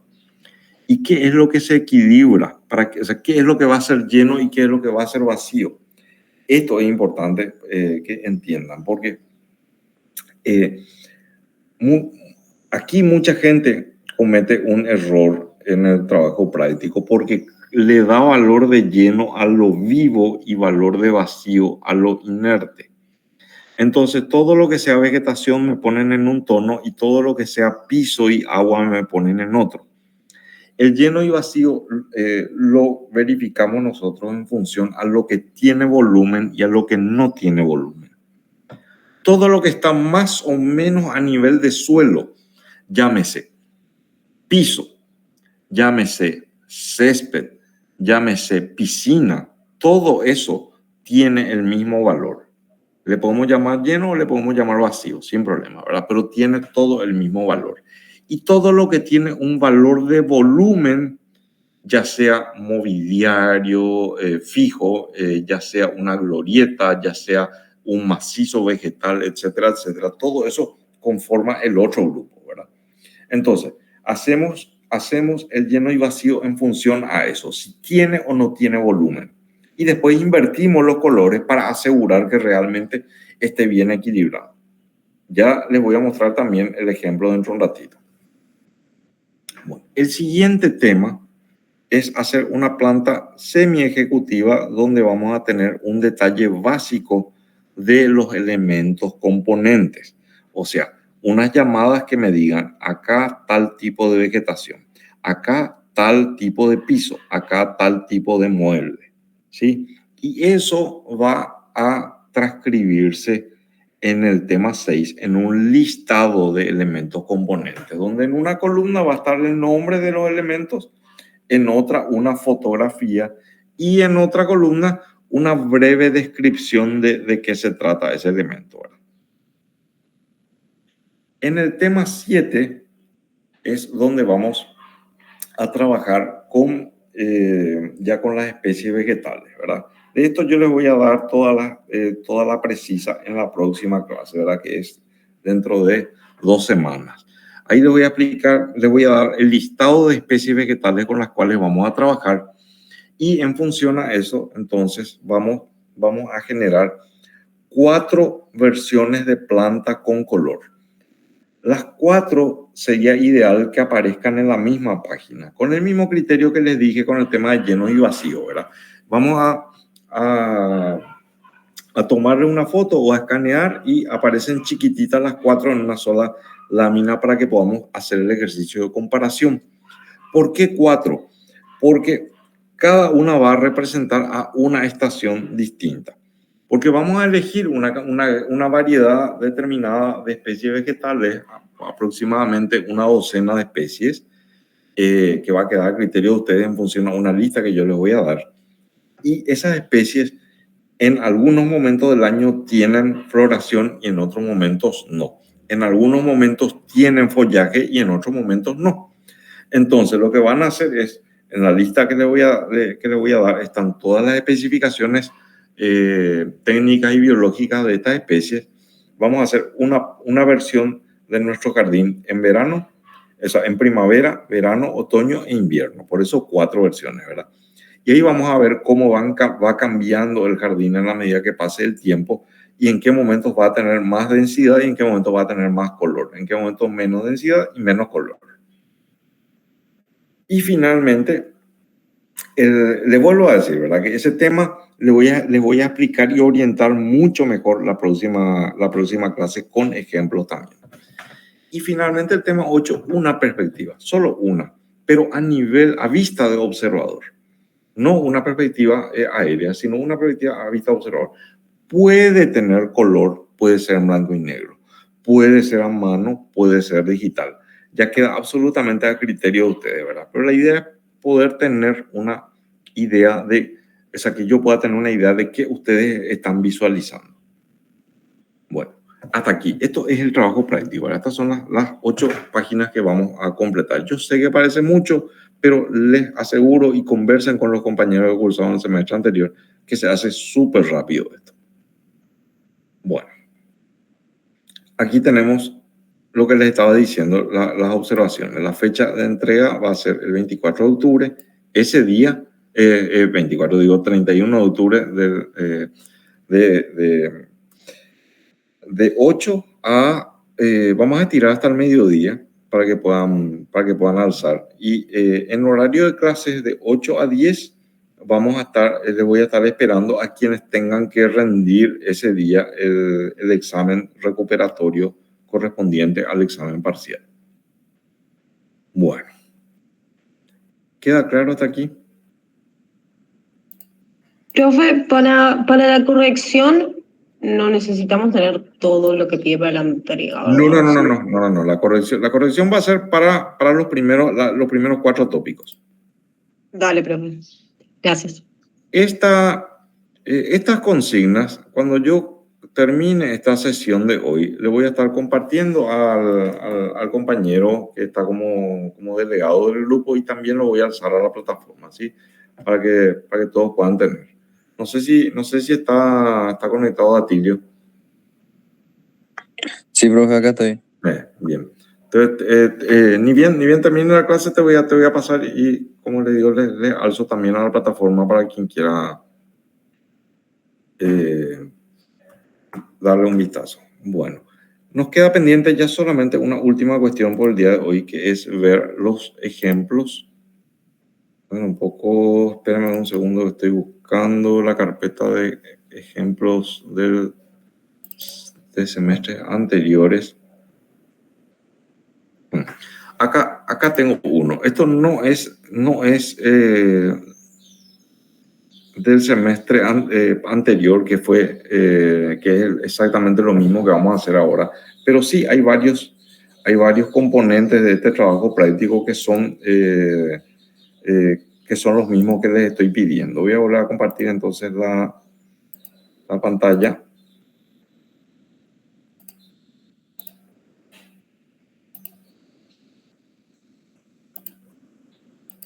Ya. ¿Me confirman, por favor, que lo que dice en la pantalla es ejemplo 1? Sí, profe. Sí, profe. Excelente. Bueno, vamos a mirar. Ok, acá tenemos un proyecto que metió en la misma página, se puede hacer también eso. En la misma hoja me pusieron la trama y el diagrama de burbujas.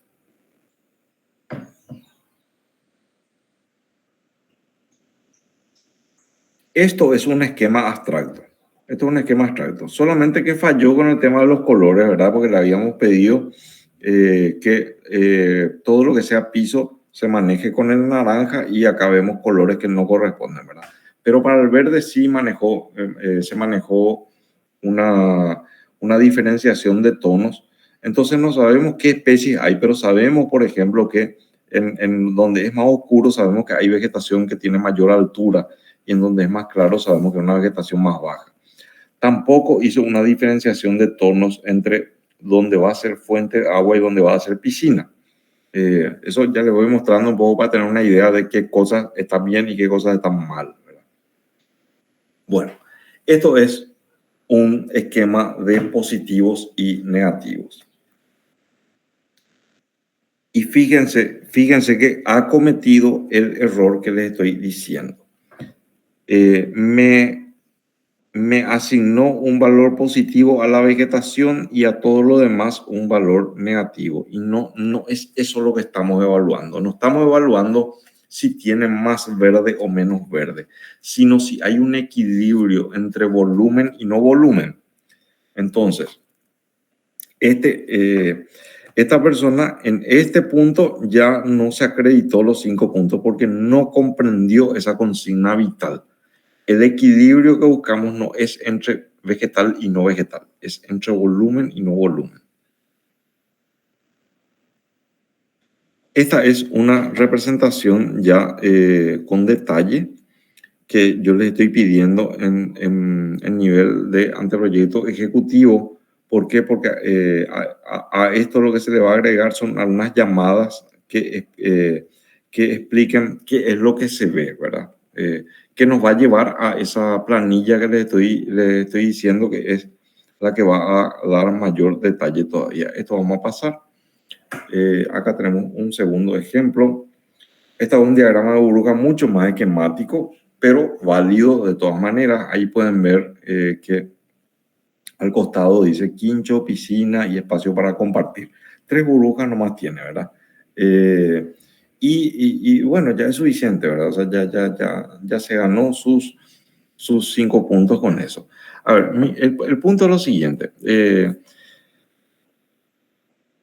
Procuren que tenga más o menos esta cantidad de espacios nomás cuando hagan su proyecto de patio de vivienda, porque no es grande el espacio. No tiene sentido que le llenemos con una decena de secciones y después todo es chiquitito y todo es apretadito, ¿verdad?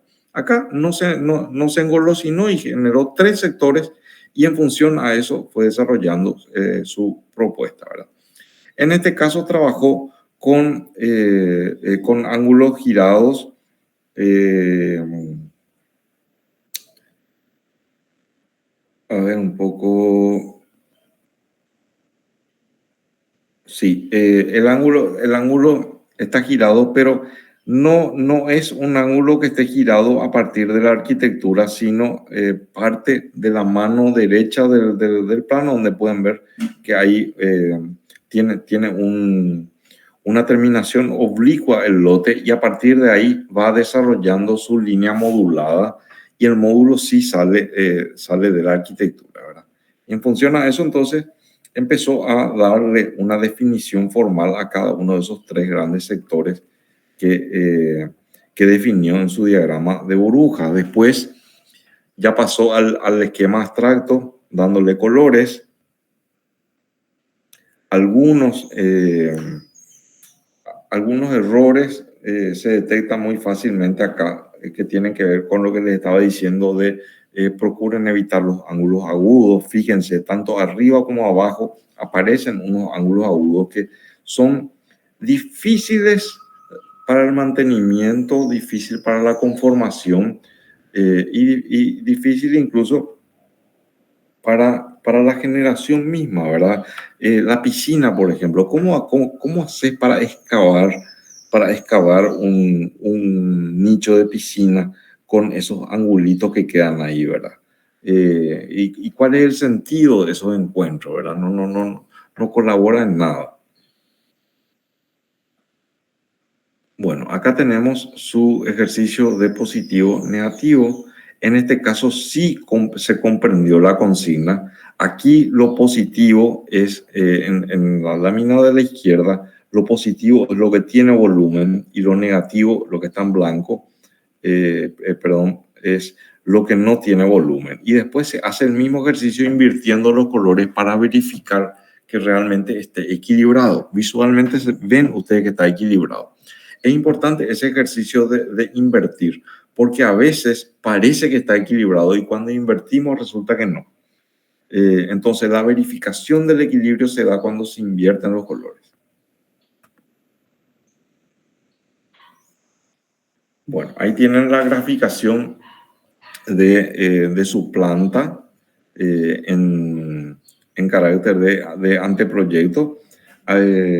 En este trabajo práctico que fue ya de hace un par de años, no les pedíamos todavía el nivel de detalle que le estamos pidiendo ahora, pero en compensación hay un montón de cosas que pedíamos en este trabajo práctico que ya no les pedimos a ustedes. Bueno, esto por ejemplo, esto ya pasa, no vamos a trabajar con volumetrías. Bueno, tenemos un tercer ejemplo, acá tenemos otro formato de burbujas.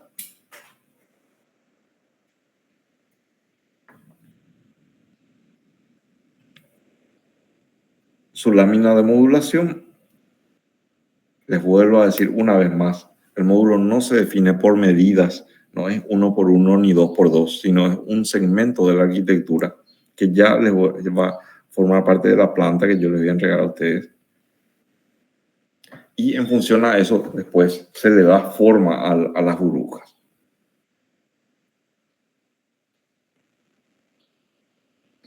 El ejercicio positivo negativo también acá en este caso está muy claramente comprendido. Se entendió que el positivo es lo que tiene volumen y lo negativo es lo que no tiene volumen y viceversa. Se hace el ejercicio, se verifica que está relativamente equilibrado. En este caso optó por hacer de manera digital su planta ya con definición. No hay ningún problema. Como les digo, yo no le voy a poner ningún tipo de restricción con eso. Les voy a alentar siempre a que usen la manora, obviamente. Pero si se sienten más cómodos con herramientas digitales, bueno, adelante. Y eso, bueno, ese fue el último caso. Pensé que había uno más. A ver, vamos, un ratito. Un segundito. ¿Dónde se quita esto? Dejar de presentar acá. Ok.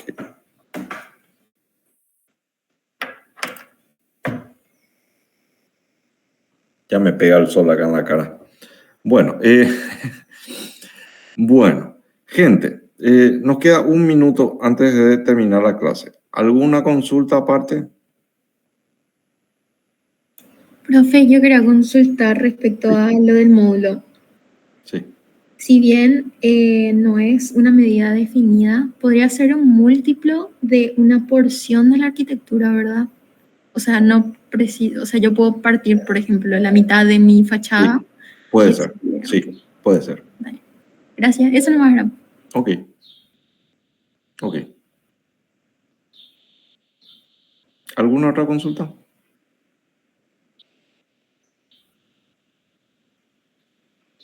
Bueno, entonces, gente querida, nos vamos a estar viendo de nuevo el jueves 24 a la hora de siempre para las correcciones. Les vuelvo a decir, no son correcciones obligatorias, pero no se olviden que hay que firmar la lista.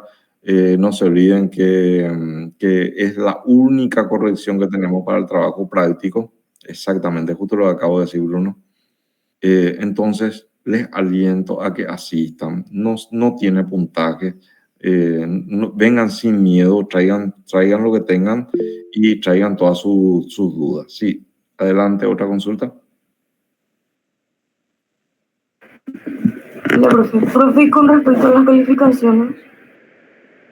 Las calificaciones del parcial.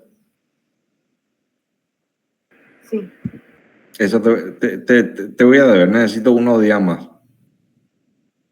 Vale, profe. Bien. Ya corregí una buena cantidad. La verdad que fue un buen rendimiento. No estén preocupados, ¿sí? Bien. Ok, siendo entonces las 18 en punto, les pido de nuevo disculpas por haber desarrollado hoy y no ayer como correspondía a la clase. Realmente tuve toda la predisposición, no hubo posibilidad. Y les pido por favor transmitan todo lo que hablamos hoy a los compañeros, compañeras que no se conectaron. Nos vemos dentro de 2 semanas.